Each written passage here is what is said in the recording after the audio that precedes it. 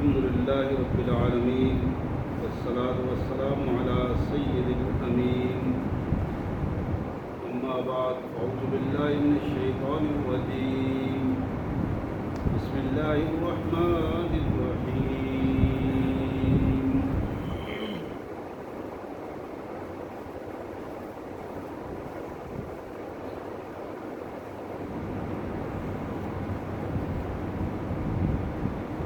يا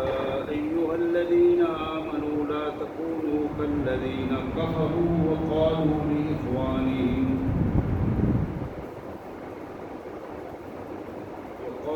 لإخوانهم إذا ضربوا في الأرض أو كانوا غزا أو كانوا عندنا ما ماتوا وما قتلوا ليجعل الله ذلك حسرة في قلوبهم والله يحيي ويميت والله بما تعملون بصير ولئن قتلتم في سبيل الله أو متم لمغفرة من الله ورحمة خير مما يجمعون ولئن متم أو قتلتم لإلى الله تحشرون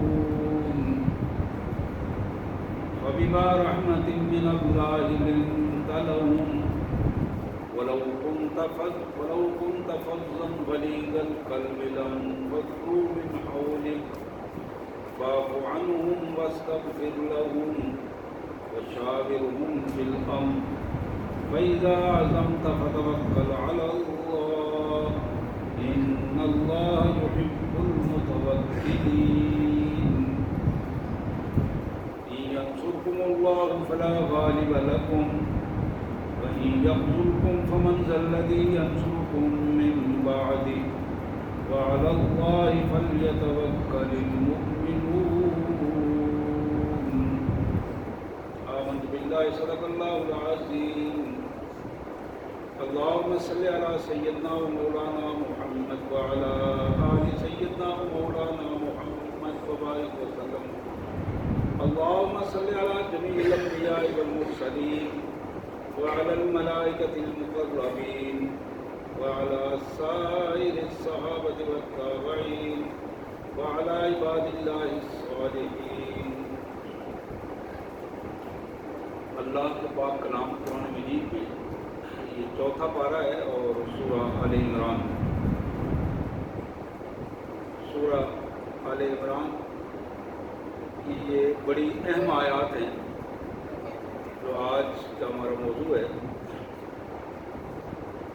آئیے سب سے پہلے ان مبارک آیات کا سادہ سا ترجمہ اور مفہوم انشاءاللہ پھر اس کے پس منظر میں سب اللہ کے مبارک نام سے جو بڑا مہربان بہت زیادہ رحم کرنے والا ہے۔ یا ایھا الذین آمنوا لا تکونوا کالذین کفروا وقالوا لاخوانہم اذا ضربوا فی الارض، اے ایمان والو تم ان لوگوں کی طرح نہ ہو جاؤ جنہوں نے تم میں سے کافروں کا رویہ اختیار کیا، کافروں کی طرح باتیں کرنے لگے اور وہ کافر ہی ہو گئے۔ اور ان کا رویہ یہ تھا، وہ یہ کہہ رہے تھے جب ہم جنگ کے لیے نکلتے ہیں گھر سے یا جہاد کے لیے ہمیں باہر نکلنا پڑے، لو کانوا عندنا ما ماتوا وما قتلوا، یہ جو جہاد کے لیے باہر نکلے تھے یہ اگر ہمارے پاس ہوتے تو نہ ان کو موت آتی نہ یہ مارے جاتے۔ لیجعل اللہ ذلک حسرۃ فی قلوبہم، یہ وہ کیفیت تھی جس کو اللہ نے ان کے دلوں میں ایک حسرت کی پوزیشن میں رکھ دیا، ان کی خواہشات تھی جو محض خواہشات بن کر رہ گئی۔ حقیقت یہ ہے واللہ یحیی و یمیت، زندگی اور موت صرف اللہ کے حکم سے آتی ہے، اللہ کے حکم کا نام ہی زندگی اور موت ہے۔ واللہ بما تعملون بصیر، اور جو کچھ تم لوگ کر رہے ہو اللہ اسے بخوبی دیکھ رہا ہے. وَلَئِن قُتِلْتُمْ فِي سَبِيلِ اللَّهِ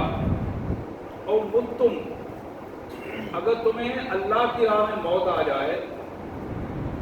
اللہ کی راہ میں تم قتل کر دیے جاؤ، شہید ہو جاؤ، لَمَغْفِرَةٌ مِّنَ اللَّهِ وَرَحْمَةٌ تو یقیناً اللہ کی طرف سے تمہیں مغفرت بھی ملے گی، اللہ کی رحمتیں بھی تمہارا استقبال کریں گی. اور اس سے بڑی بات یہ ہے کہ خیر مما یجمعون جو کچھ تم اپنی زندگی میں سمجھتے ہو کہ جہاد سے ہٹ کے تم جمع کر رہے ہو، ان سب سے زیادہ اللہ تعالیٰ تمہیں جہاد کی وجہ سے زیادہ دولت دے گا، زیادہ عزت عطا فرمائے گا. لئن متم او قتلتم لإلی اللہ تحشرون. ہاں یہ بھی یاد رکھو،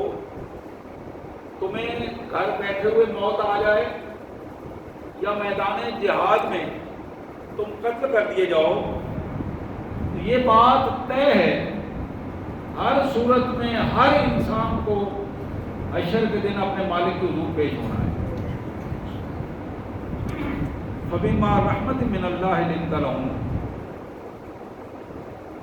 اللہ اپنے رسول صلی اللہ علیہ وسلم کو مخاطب کر کے فرماتے ہیں، میرے رسول یہ اللہ کا خاص کرم ہے کہ اس کی رحمت کی وجہ سے، اس کی مہربانی کی وجہ سے جو اس نے تمہارے دلوں کو نرم کر دیا ہے کہ اللہ کی خاص رحمت ہے، تو اس نے اپنے نبی کے دل کو نرم کر دیا ہے، رحمت والا دل بنا دیا ہے، لوگوں کو زیادہ اپنے قریب کرنے والا دل بنا دیا ہے، ان کے لیے نرم دل بنا دیا ہے. وَلَوْ كُنْتَ فَظًّا غَلِيظَ الْقَلْبِ اگر آپ سخت دل ہوتے، تم خو ہوتے، لَانفَضُّوا مِنْ حَوْلِكَ تو یہ جو آپ کے ارد گرد صحابہ اکٹھے ہوئے ہیں یہ سارے بکھر جاتے ہیں. آپ کے سخت رویے کی وجہ سے یہ سارے بکھر جاتے، ہٹ جاتے. فَاعْفُ عَنْهُمْ ان سے درگزر کیا کریں. وَاسْتَغْفِرْ لَهُمْ اللہ سے ان کے لیے مغفرت طلب کیا کریں. یہ اللہ تعالیٰ اپنے رسول کو فرما رہے ہیں کہ میرے رسول چھوٹی موٹی غلطیاں ان کی معاف کر دیا کریں، درگزر کیا کریں، اور اللہ کے حضور ان سے مغفرت مانگا کریں. اللہ تعالیٰ ان کے گناہوں کو معاف بھی کرے اور ان پر اپنی رحمتیں بھی نازل فرمائے. وَشَاوِرْهُمْ فِي الْأَمْرِ اور کسی بھی معاملے کا جب فیصلہ کرنا ہو تو پھر ان کے ساتھ مشورہ کر کے رکھیں، مل کے اب ان کی رائے لے کر اس مشورے کے ساتھ فیصلہ کیا کریں. فَإِذَا عَزَمْتَ جب آپ سب مل کر ایک فیصلہ کر لیں، فیصلہ طے ہو جائے، فَتَوَكَّلْ عَلَى اللَّهِ تو پھر اپنے اللہ پر توکل کر کے نکل کھڑے ہو. ان اللہ یحب المتوکلین اللہ تعالیٰ توکل کرنے والوں کو بہت پسند کرتا ہے. جو اللہ پر بھروسہ کرتے ہیں وہ اللہ کے محبوب بندوں میں شامل ہو جاتے ہیں. ینصرکم اللہ فلا غالب لکم جب اللہ تمہاری مدد کرنے پہ آ جائے تو کوئی دنیا کی قوت غالب نہیں آ سکتی. جب اللہ تمہاری مدد کرنے کا ارادہ فرما دے تو دنیا کی کوئی قوت اس کے مقابلے میں نہیں آ سکتی، تمہارے اوپر غالب نہیں آ سکتی. یقتلکم فمن ذا الذی ینصرکم من بعدہ اور جس کو اللہ ذلیل کرنا چاہے، اگر تمہیں اللہ تعالیٰ ذلت و رسوائی کا نمونہ بنانا چاہے پھر دنیا کی کوئی قوت ایسی نہیں جو تمہاری مدد کر سکے یا تمہیں ذلت سے نکال کر عزت کا مقام دے سکے. وعلی اللہ فلیتوکل المؤمنون اور ایمان والوں کا توکل ہمیشہ اپنے اللہ پر ہوگا. سبحان اللہ و بحمدہ سبحان اللہ العظیم و بحمدہ نستغفر اللہ. اللہم صلی علی محمد وعلی آل محمد وبارک وسلم. اللہم صلی علی جمیع الانبیاء والمرسلین وعلی الملائکۃ المقربین وعلی سائر الصحابۃ والتابعین وعلی عباد اللہ الصالحین. میرے انتہائی واجب الاحترام بھائیوں بہنوں، آج کی یہ آیات مبارکہ جو سورہ آل عمران کے حوالے سے ہم نے تلاوت کی ہیں اور سنی ہے، ان مبارک آیات میں اللہ تبارک و تعالیٰ نے ہمیں ایمانی قوت کا ادراک بتایا ہے کہ ایمانی قوت کیا چیز ہوتی ہے، ایمان کتنی طاقتور چیز ہے اور کتنی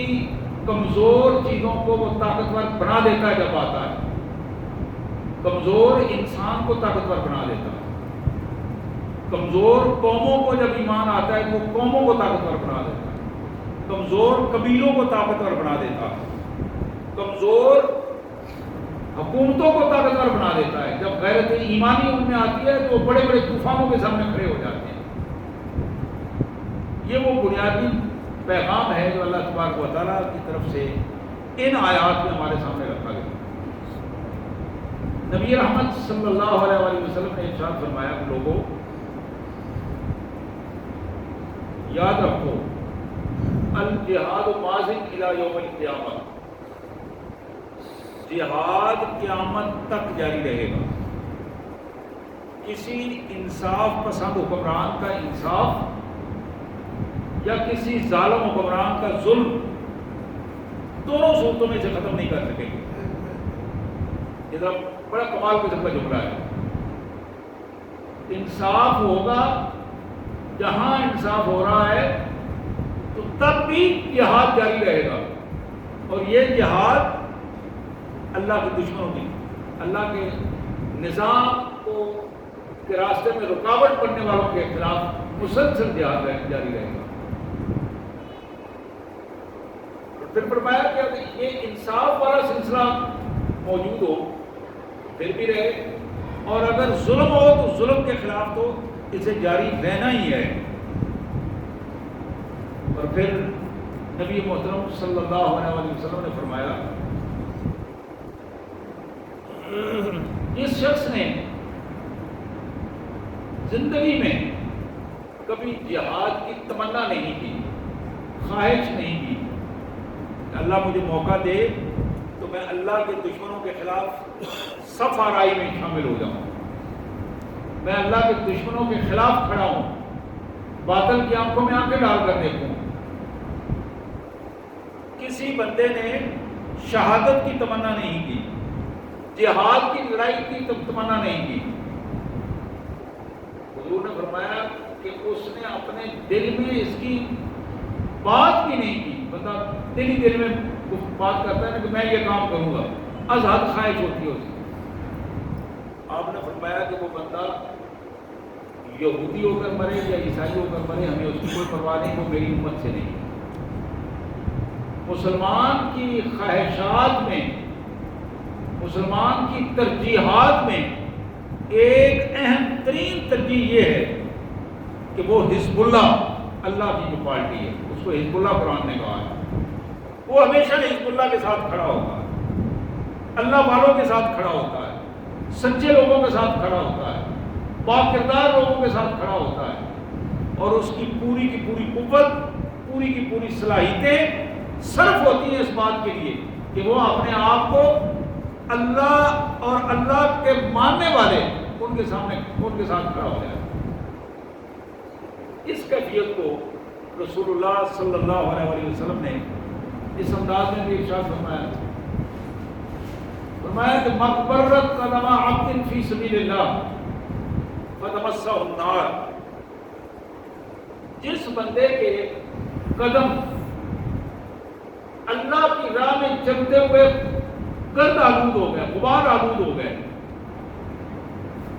یعنی اللہ کی راہ میں اس نے جہاد کے لیے سفر کیا، مجاہدین کے ساتھ نکلا، اللہ کی راہ میں اللہ کے دشمنوں کے خلاف صف بندی کی اس نے۔ حضور نے فرمایا کہ ان حالات میں اس کے کپڑوں پر گرد بھی پڑی، اس کے پاؤں پر گرد پڑی، اس کے بالوں میں بال گرد آلود ہوئے، فتمسہ النار، آپ نے اللہ نے فرمایا، حضور نے فرمایا کہ اللہ نے اس آگ کو حکم دے دیا ہے کہ آگ اسے نہیں چھوئے گی، جہنم کی آگ اسے نہیں چھوئے گی، وہ جہنم میں نہیں ڈالا جائے گا۔ اللہ تعالیٰ بہت ساری غلطیاں اس کی معاف فرما دیں۔ البتہ ایک دوسری حدیث میں اس کو اس طرح بھی بیان کیا گیا، حضور اکرم صلی اللہ علیہ وآلہ وسلم نے فرمایا کہ وہ فرد جو اپنے آپ کو مجاہدانہ زندگی میں لے آتا ہے اللہ کی رضا کے لیے، اللہ کے دشمنوں کے خلاف، اللہ کے دیے ہوئے نظام زندگی کے خلاف جو لوگ کھڑے ہیں ان کے خلاف کھڑا ہو جاتا ہے، حضور صلی اللہ علیہ وسلم نے فرمایا کہ یہ وہ بندہ ہے کہ جس بندے کے لیے فرشتے بھی دعائیں کرتے ہیں، یہ وہ بندہ ہے جس بندے کے لیے سمندر کی مچھلیاں بھی دعائیں کرتی ہیں۔ جتنے اخلاص کے ساتھ یہ شخص اپنے آپ کو میدان عمل میں لے کے آتا ہے، اتنے ہی زیادہ کائنات کے جو مخلوقات ہیں اللہ تعالیٰ ان کی اس کی محبت ان کے دلوں میں ڈال دیتے ہیں اور وہ اس حوالے سے اس کے لیے دعائیں کرتے ہیں۔ نبی رحمت صلی اللہ علیہ وآلہ وسلم نے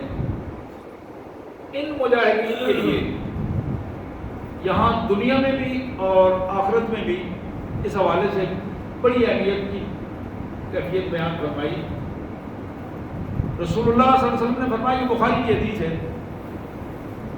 ان فی الجنہ 100 درجہ، جنت میں اللہ تعالیٰ نے 100 درجات تیار کیے ہیں۔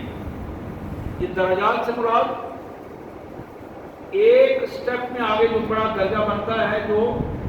اب آپ اندازہ کریں گے کہ حضور نے فرمایا اعد اللہ للمجاہدین فی سبیل اللہ،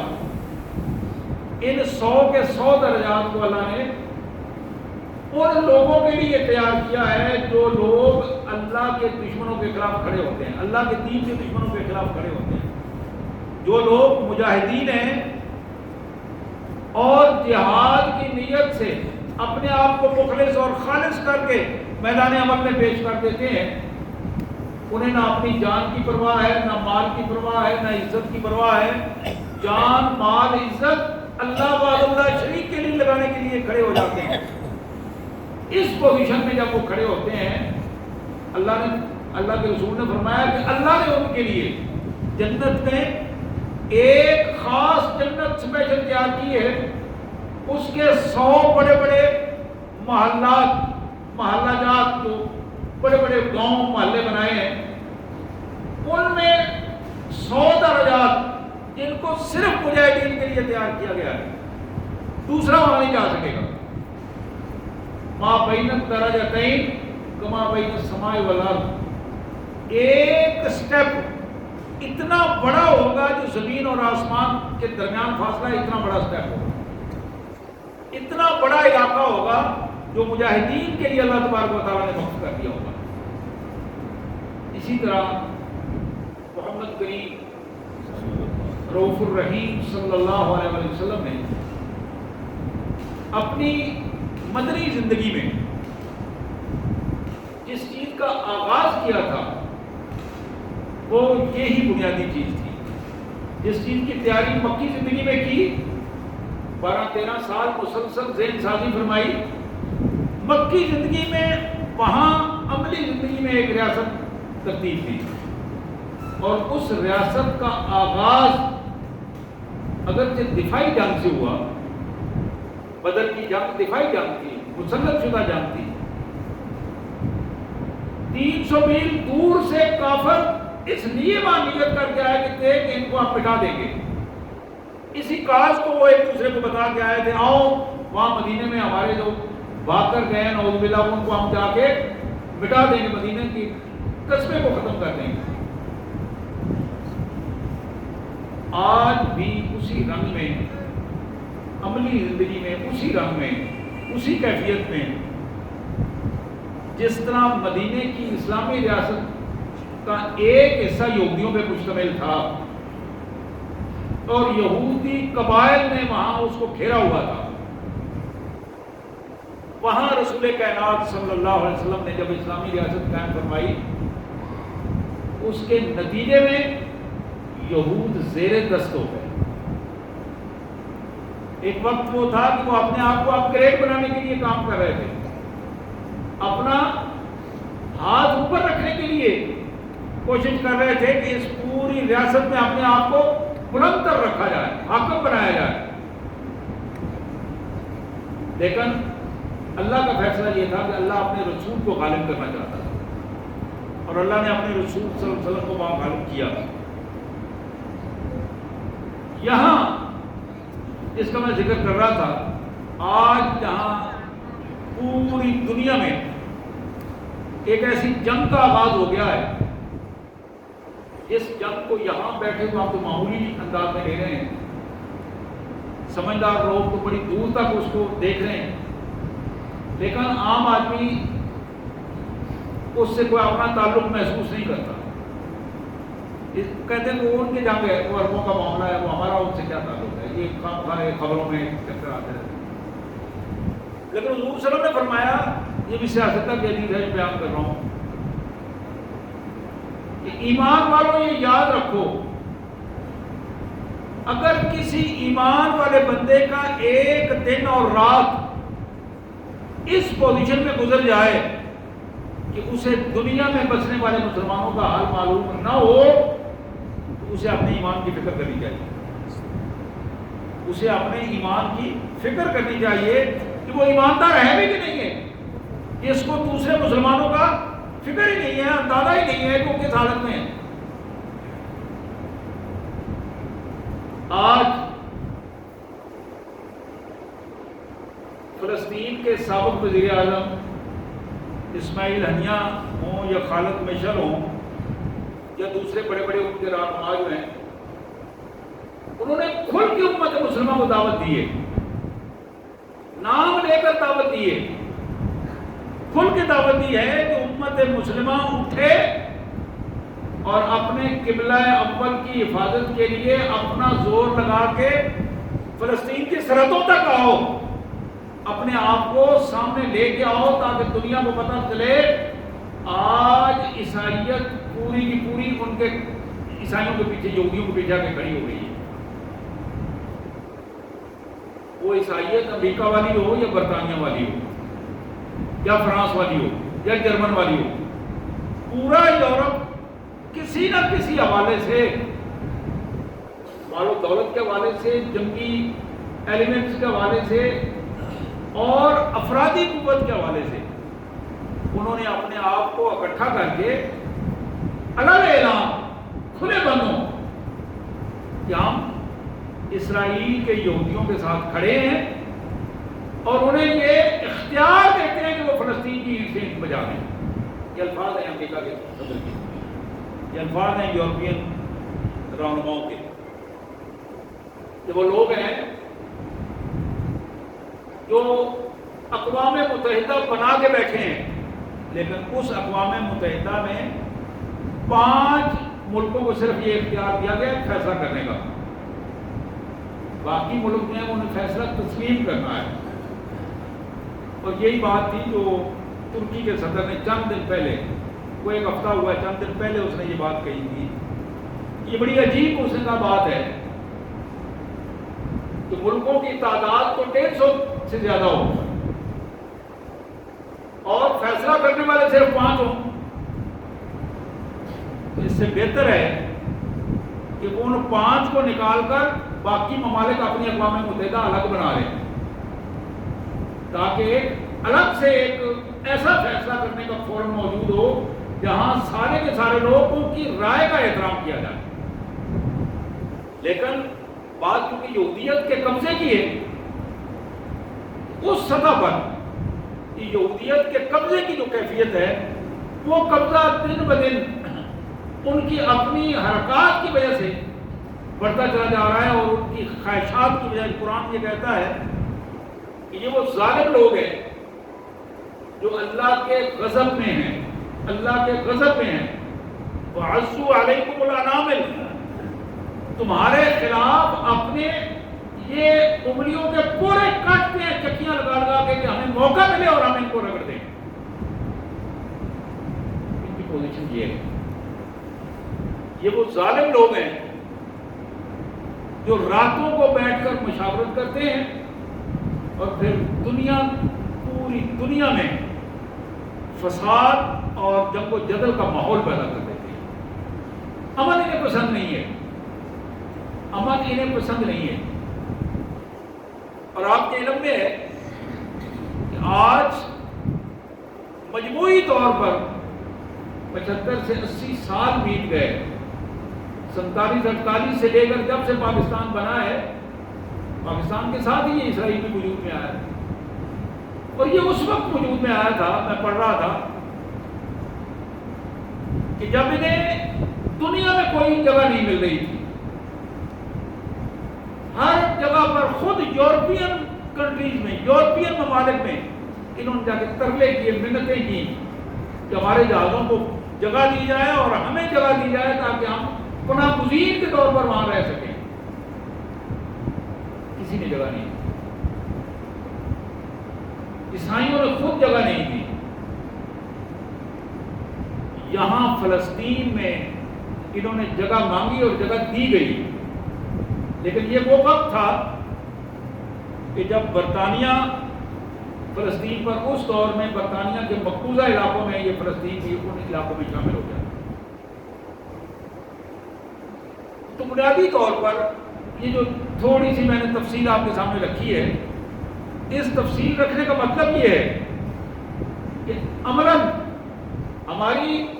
پوزیشن یہ ہے کہ ہم اپنے دشمن کو سمجھ سکیں اور اپنے دوست کو جان سکیں. اس سطح پر وہ آدمی یہ کام کرتا ہے جو نظریاتی آدمی ہو، جو نظریاتی آدمی ہو، جو دین کو سمجھتا ہو اور دین کو ترجیح اپنی زندگی میں لے کر آ رہا ہو. لیکن جس بندے کا دین، بڑے دیندار بندے کا بھی دین مسجد میں نماز پڑھ کر مکمل ہو جاتا ہو، اس کو اس سے کوئی غرض نہیں کہ باہر کیا ہو رہا. لیکن ایسے افراد کو حضور اکرم صلی اللہ علیہ وسلم نے جو ان کی مثال دی، ایسے افراد کو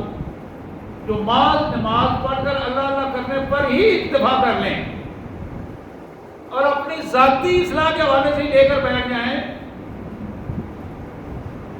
اللہ کے رسول صلی اللہ علیہ وسلم حدیث کے سیاستہ کی حدیث کے الفاظ ہیں. حضور نے فرمایا کہ اللہ نے فرشتوں کو بھیجا کہ فلاں بستی کو غرق کر دو. فرشتے آئے اور انہوں نے واپس جا کر اپنے اللہ سے عرض کی، یا اللہ وہاں تو ایک ایسا آدمی ہے جو ایک پلک جھپکنے تک بھی تیرے ذکر سے غافل نہیں ہے، ہر لمحے تیرا ذکر کرتا ہے، بڑا عبادت گزار ہے. آپ نے یہ روایت سنی ہوگی کہ اللہ نے حکم دیا کہ اس کو پہلے مارو اور بستی کو اس کے اوپر غرق کرو. فرشتے بڑے حیران ہوئے. تو اللہ نے انہیں بتایا کہ حیران ہونے کی ضرورت نہیں، یہ وہ بندہ ہے جس کے اندر عبادت تو ہے لیکن غیرت ایمانی نہیں ہے. مسلمان کے لیے ایک بڑی قوت جو ہے وہ غیرت ایمانی ہے. اپنے نظریے کی بنیاد پر وہ کھڑا ہو جاتا ہے. جب ایک بندہ مومن کے اندر غیرت ایمانی موجود نہیں ہوتی، اس میں اور کافر میں کوئی زیادہ فرق نہیں رہتا، اس لیے کہ وہ ذہنی طور پر کافروں کا غلام ہو جاتا ہے. وہ ذہنی طور پر کافروں کا غلام ہوتا ہے. وہ پھر کبھی روس کے سامنے ہاتھ پھیلاتا ہے، کبھی برطانیہ کے سامنے ہاتھ پھیلاتا ہے، کبھی امریکہ کے سامنے ہاتھ پھیلاتا ہے، کبھی کہیں گھٹنے ٹیکتا ہے اور کبھی کہیں گھٹنے ٹیکتا ہے. آج 70-80 سال سے ہماری اپنی حالت بھی یہی ہے پاکستان میں. اور یہ من حیث القوم بدبختی کی بات ہے کہ جب ہمیں موقع ملتا ہے رائے دینے کا، اس وقت ہم برادریوں میں، پیسوں میں، لالچوں میں، مختلف حوالوں سے، یاریوں میں، دوستیوں میں، دھڑے بندیوں میں تقسیم ہو کر اپنا وہ وقت گنوا دیتے ہیں، اپنا وہ اختیار ضائع کر دیتے ہیں. جب وہ اختیار ضائع ہوتا ہے تو پھر نتیجہ یہ نکلتا ہے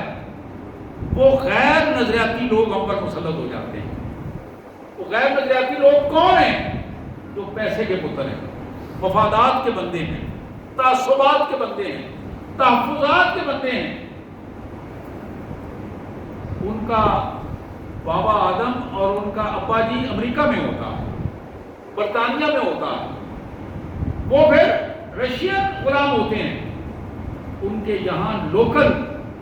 اپنے نظریے کے اعتبار سے وہ کسی نظریے کو ترجیح دینے کے لیے تیار نہیں ہوتے، اس لیے وہ نظریاتی ہے ہی نہیں، ان کا نظریہ صرف دولت ہے۔ اور ایسے لوگوں کو جب اللہ تعالیٰ ذلیل کرتا ہے پھر ذلت و رسوائی کا نمونہ بنا دیتا ہے، اور یہ بھی ہمارے سامنے ہے۔ یہ نہیں ہے کہ اللہ تعالیٰ نے کوئی دور رکھا ہوا ہے کام، اپنی تاریخ دیکھیں گے، پہلے وزیر اعظم سے لے کر آج تک جتنے وزرائے اعظم آئے ہیں ان کے ساتھ کیا ہوا ہے؟ انہوں نے اپنے آپ کو بچانے کے لیے، اپنے آپ کو اپ گریڈ کرنے کے لیے کیا کچھ کیا، لیکن مالک نے جب ان کا اینڈ ہمیں دکھایا وہ بڑا ہی خطرناک، بڑا ہی خطرناک تھا۔ ایک عام عزت دار آدمی متوسط طبقے کا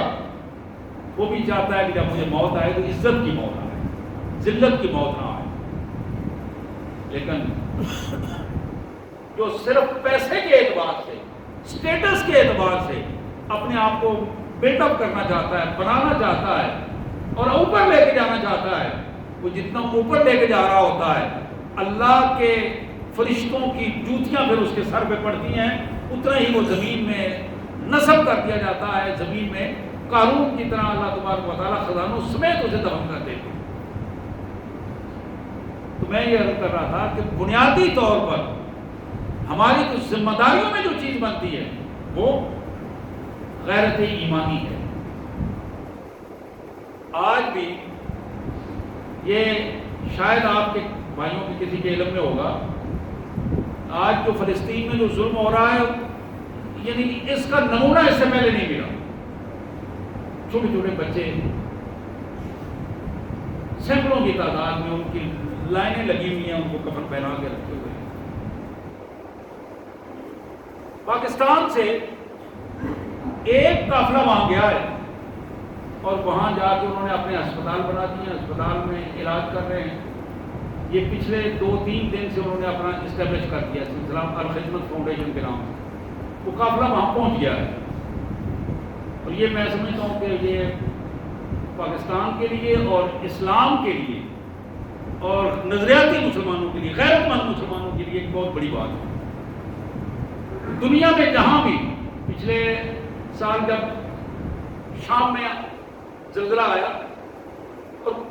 باقی تنظیمیں دنیا کی بعد میں پہنچی لیکن پاکستان کی الخدمت وہاں پہلے پہنچ گئی۔ اسی طرح ترکی میں جب زلزلہ آیا وہاں کی ایک پوزیشن۔ یہ تو اللہ کا شکر ہے، اللہ تبارک و تعالیٰ نے اس غیر گزرے معاشرے میں ہمیں ایسے لوگ بھی دیے ہیں جو اپنی جانوں پہ کھیل کے، اپنا سرمایہ لگا کے، وقت لگا کے، اپنی جانیں قربان کر کے وہاں پہنچ جاتے ہیں اور اپنا نظام جو ہے وہ